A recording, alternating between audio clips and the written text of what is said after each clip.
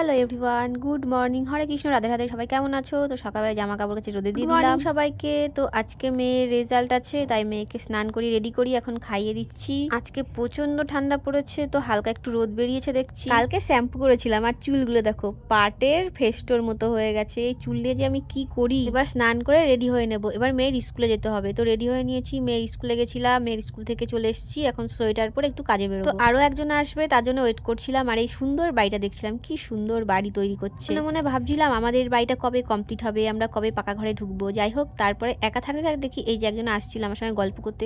তো আমার বান্ধবী চলে এসেছিল, সেই জন্য আমরা কাজ করতে বেরিয়ে পড়েছিলাম। যে বাড়িতে গেছিলাম সেই বাড়িতে মাটির জিনিসপত্র বানায়, তো সেটা একটুখানি ভিডিও করে দেখাচ্ছিলাম তোমাদেরকে। তারপরে আর একটা ছোট্ট বন্ধুর সঙ্গে দেখা হয়ে গেল, সে আমার পায়ের কাছে এসে লেজ নাড়াচ্ছিল। পরে আমার বান্ধবী পাশের একটা দোকান থেকে একটা কড়াই কিনলো। এখান থেকে বেরিয়ে একটা চপের দোকানে আসলাম, দেখলাম গরম গরম চপ ভাজে। তো দুজনে মিলে সেখান থেকে চপ কিনে খাচ্ছিলাম, আর এনারা এসে হাজির। এখানে শেষ করছি। কেমন লাগলো আজকের ভিডিও? সবাই ভালো থেকো, সুস্থ থেকো, টাটা।